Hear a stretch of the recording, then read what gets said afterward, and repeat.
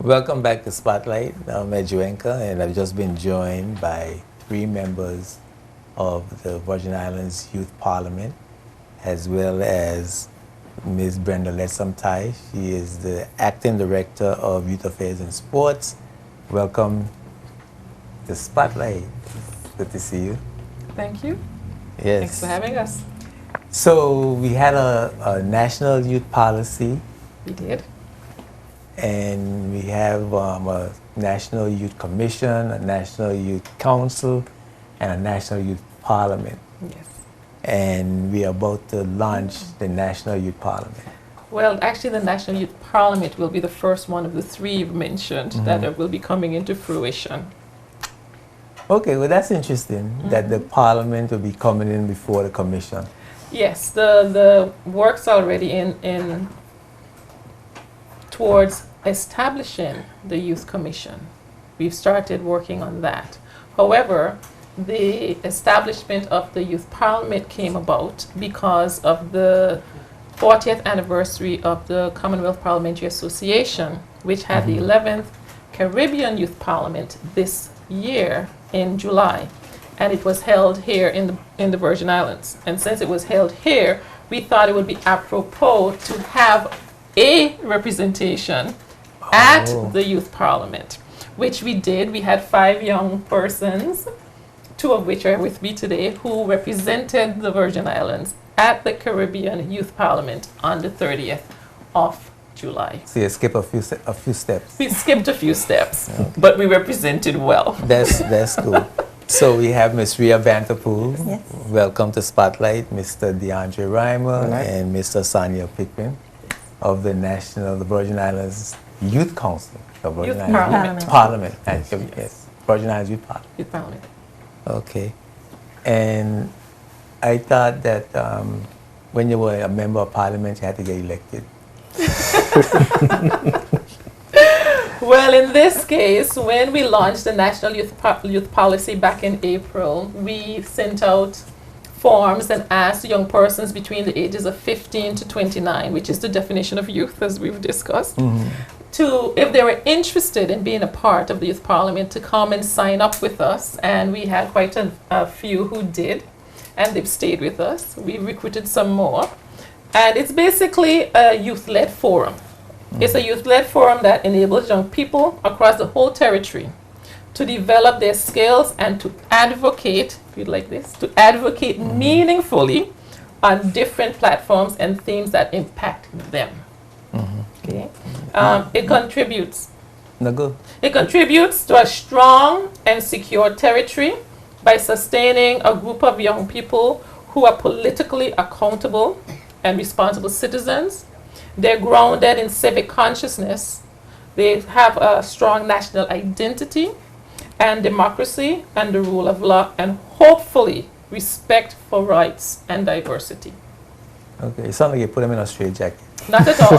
Trust me, these young people are not in a straitjacket. They are very vocal about their views.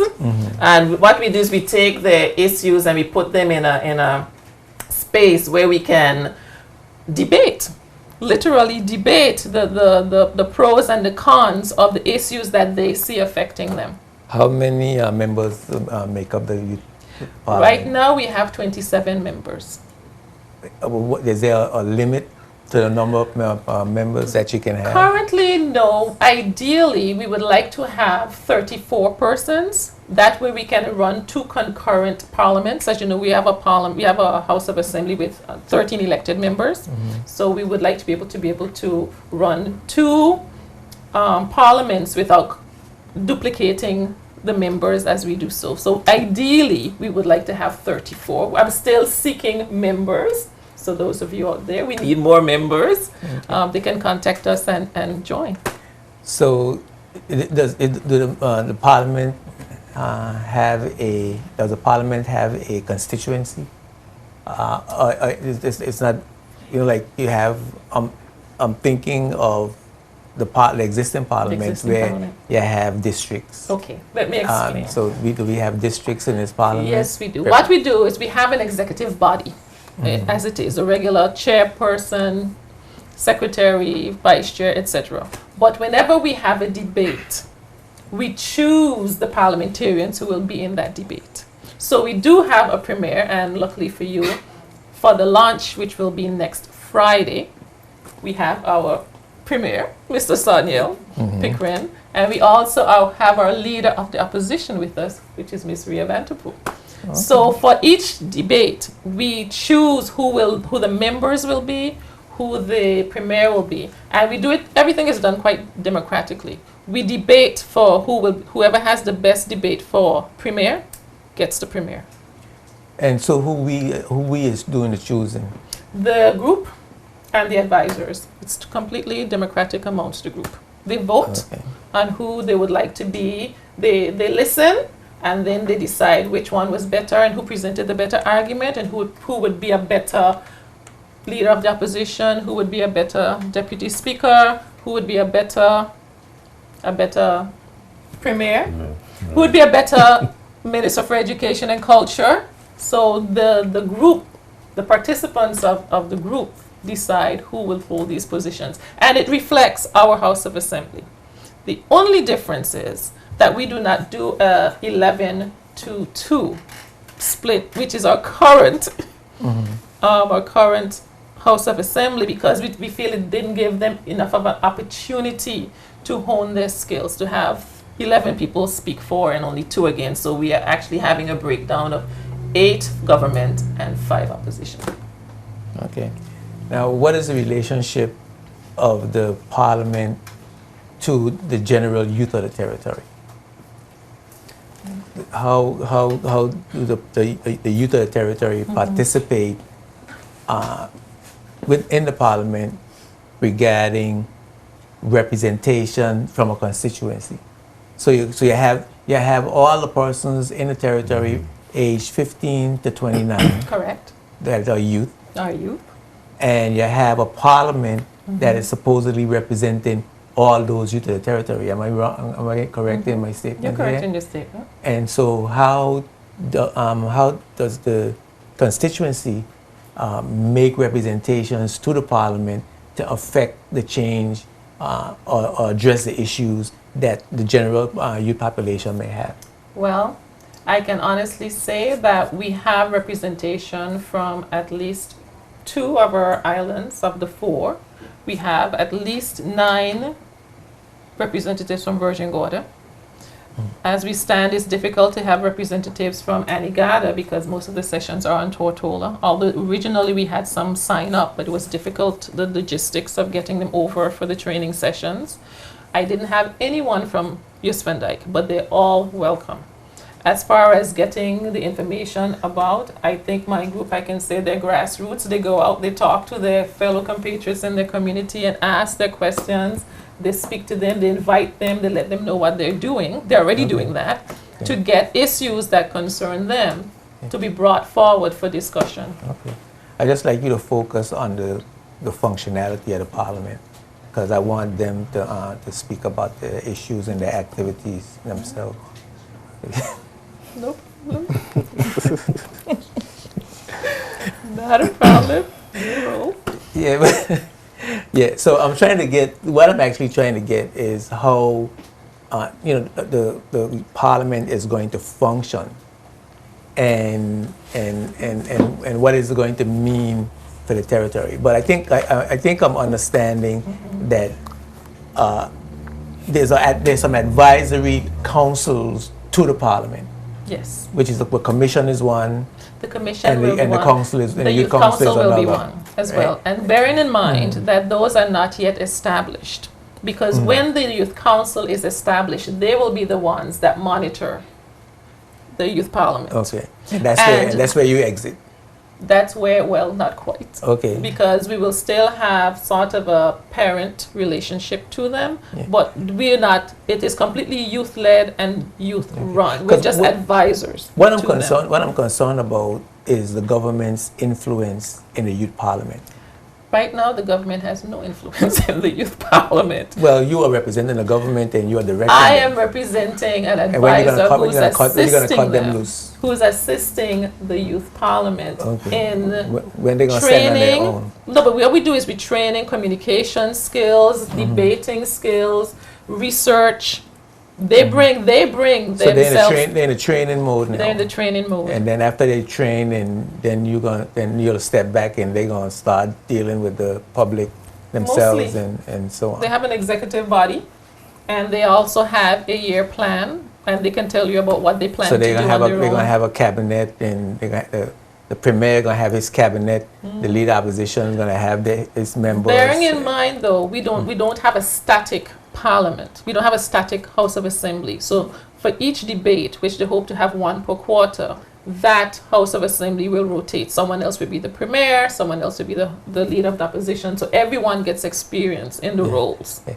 I'm also concerned that it's not a rigid such a rigid structure, or is so formed that the community, the youth in the community, don't have the opportunity to impact government Okay. policy. I can assure you that the Youth Parliament happens to be the first of these agencies that have been formed.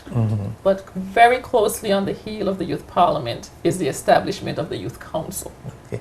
All right. which will manage the Youth Parliament.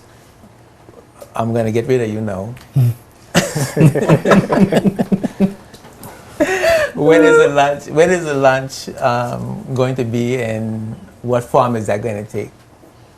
The launch will be held on Friday, the 2nd of October. We had hoped that it would be Wednesday, the 30th, but due to circumstances beyond our control, we had to shift it 2 days. So it will be on Friday, the 2nd of October. It will be held at the Eileen L. Parsons Auditorium, starting at 9 a.m. It has two components.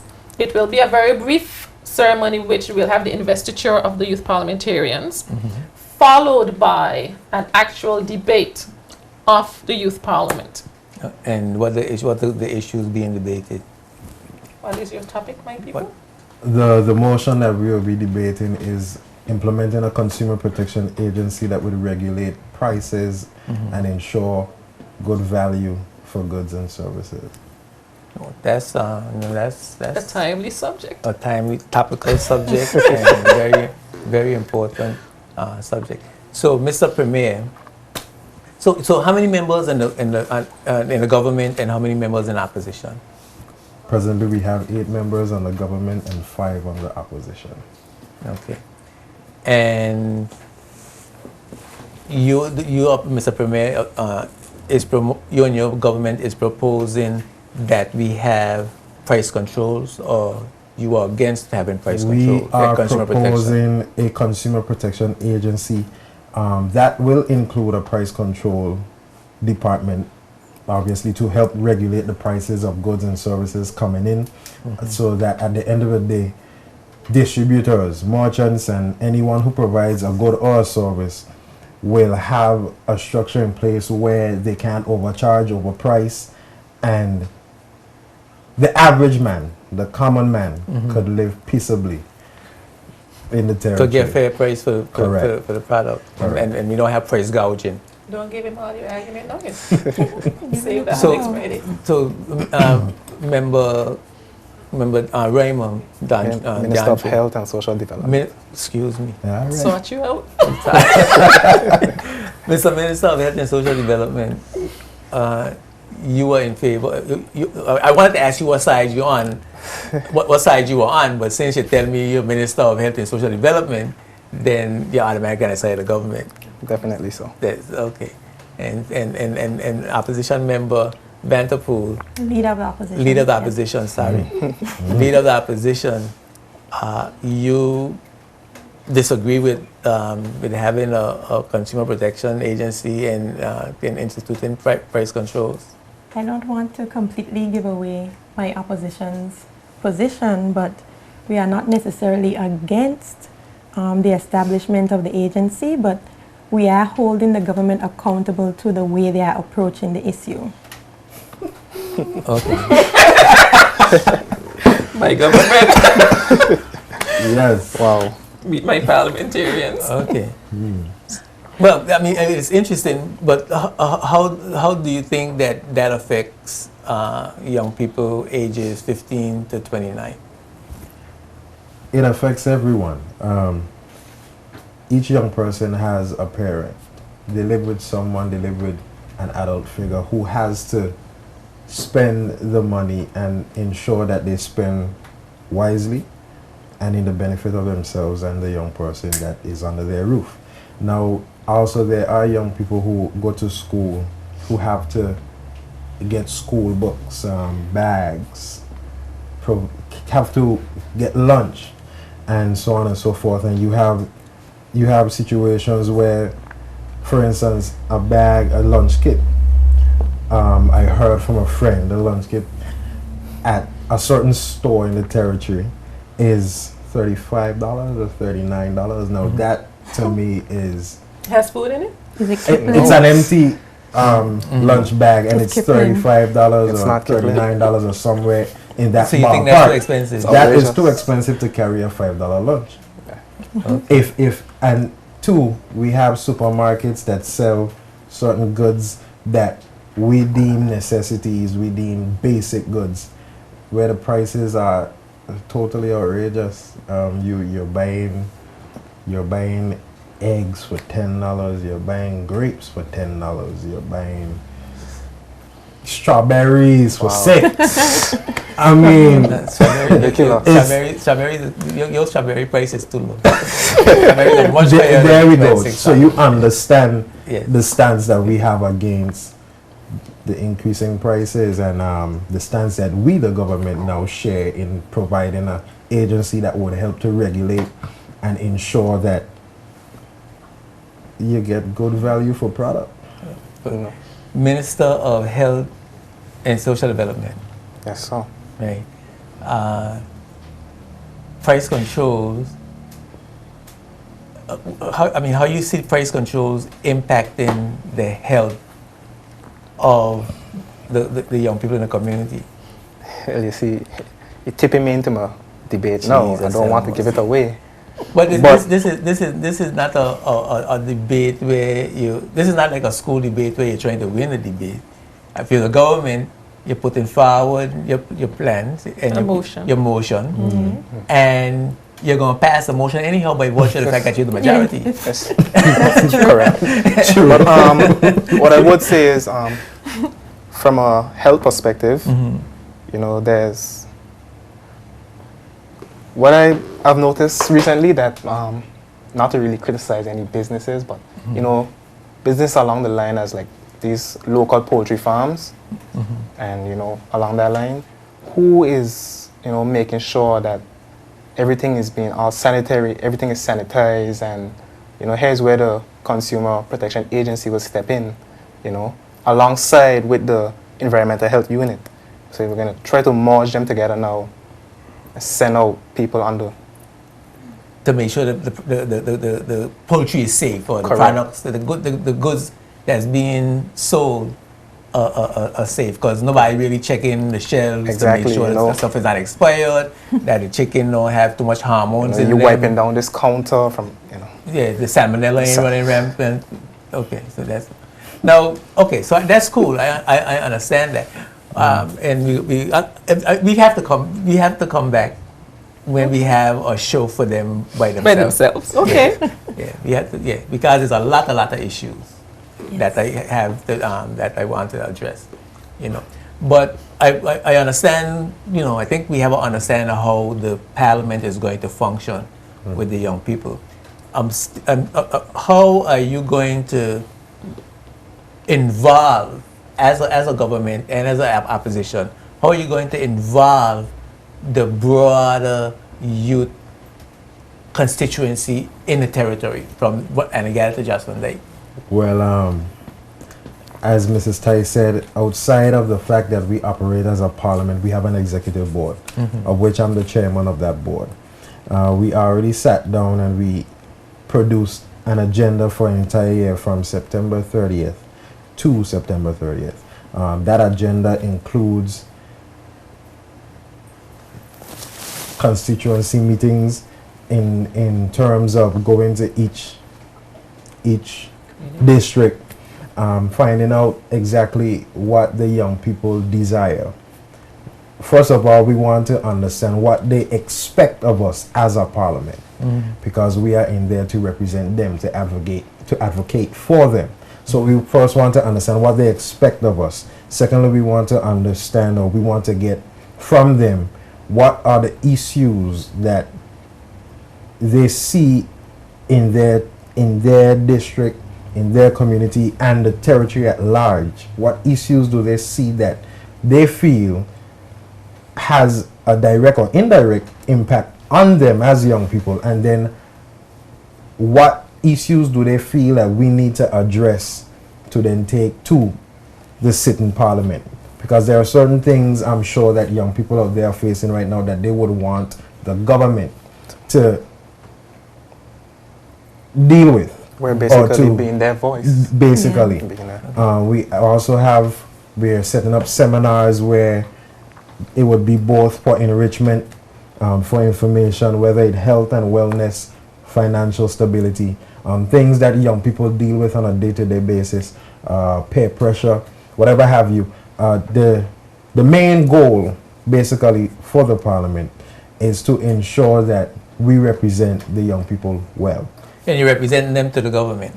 Correct. Correct. Yes. Now, and I have one more last question to you too, but I want to get a general sense of how the youth parliament is going to get the government to act on the decisions that it has made. Very good question. Well, based on the national youth policy, the youth parliament has the right to debate any issue or bring any motion to themselves, debate it, come to a consensus, come to a conclusion, and then has the right to take it to government or to the government. And the national youth policies allows us or affords us the extended right for the government to take what we say and what we decided upon and our views into consideration. Okay, and you see your role as opposition as opposing the government in the parliament or working with. What you see your role as leader of the opposition? For this debate, as leader of the opposition, Generally. Yeah, I'm talking about. I'm looking at the. I'm looking at the parliament. I won't be the leader of the opposition all the time. That's what Mr. was saying earlier. It would shift. The roles would Each shift. quarter. So every 3 months you can have a new. Every 3 months you can have a new. A new We're having, parliament. we're having a debate every quarter. Every quarter. And every quarter a new premier would be sitting. A That's new how leader of everyone gets opposition would be experience sitting. debating. So every Okay. person would have the opportunity to. So for the time that you're leader of the opposition, are you opposing? Or are you working with? I mean, what you see your role as? I am opposed to the way they are approaching it. In terms of the Consumer Protection Agency, there are certain things that should be in place before they introduce it. Like what? And okay, you said that I can give away my argument. I'll give it because I'll lose anyway, right? That's what you said. Well, you're not necessarily lose. All right, I'll I'm tell just you. saying, you know. In order for the Consumer Protection Agency to be effective in protecting the people, we need to have certain laws in place, certain acts. If you look across the region, for example, in Trinidad, in Barbados, they introduce their acts before they introduce their Consumer Protection Agency. So if we don't have those things in place, then a Consumer Protection Agency is moot. It can't enforce anything. So you need legislation that's going to support consumer Yes. protection before you have an agency. Yes. So generally, I'm telling them that they need to go back to their drawing board and then come when they're ready. Okay, that sounds like a plan. But you know, it's really interesting to me, and I'm excited about it. Are you going to be? Is the youth parliament going to be supporters of the government of the day? how is the youth parliament going to function? We are And relate- apolitical. wait a second. How is the youth council going to function regarding in its relationship with the government of the day? I think we will go issue by issue. Issue by issue. It's not just that we agree with the government just because they're the sitting government. I think that we, as youth parliamentarians, are first and foremost concerned with the issues that affect us more than the government's position. And I hope I don't get in trouble for saying that. Well, the thing is, this is the Because interesting. it is I don't think that apolitical. This It is is apolitical. this is the interesting part, because are you going to? Is there going to be a fear of victimization if you support an issue that is important to your constituency, the youth 15 to 29, that perhaps is a different position of the government of the day? But this is the function of the youth parliament. Okay. That is why Just to they're bring them there. forward. So Bring I'm them just Voicing our looking at what opinions. level of autonomy and independence you're going to be operating with. Once they For us fulfill and- their role. First and foremost, we are in favor of youth. Yes. We are the voice. You We represent represent the youth. Yes. Whether the government, the sitting government, present day government is for or against the issue, Yes. our main focus is to advocate for the youth. So if the consensus of the youth is they are not for it, then our debate, argument, or whatever have you will go towards the voice of the youth. So you will present the youth voice to the government. Correct. After meaningful research and debate. Yes. Correct. Okay. Correct. We are under the tyranny of the clock.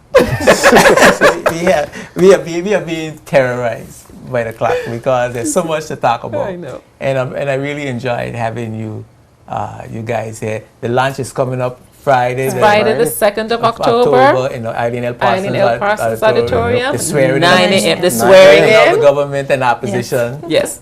And the debate to follow on Debate to consumer follow. protection and Yes. and price control, And praise. which is a topical issue, and we're inviting everyone to come down, to come up, down, to come to the Eileen L. Parsons Auditorium at 9 a.m. sharp. Be seated by 8:45. It starts at 9 a.m. sharp. And that's on October the 2nd. It's a Friday. It's a Friday. 9 a.m. sharp. Be seated at 8:45 for 9 a.m. Yes. start, and we want everybody to come and check out our young people in Believe action. me, the arguments, you need to come and see them in action. Yeah. Well, it's a very important development, and there's a lot to talk about concerning the functionality, operation, how where the power comes from, and Yes. how all that stuff is going to work out and have meaningful impact on issues facing young people ages 15 to 29. Yes. Thank you for coming by. Thank you for having Thank you, us. Rita. Thank you for Thank having you, us. Thank you for having DeAndre, us. and thank you, Sonia, for being I my look guest. forward to seeing you at the launch. And I look forward to seeing you on Spotlight in the near future again. all of you guys. We got a lot of things to discuss. Yes, we're going to take a break for a word from our sponsor. We come back with our 4 beautiful young ladies vying for the title of Miss BVI World. Don't go away. We'll be right back. Spotlight is brought to you by the National Bank of the Virgin Islands and CCT Global Communications.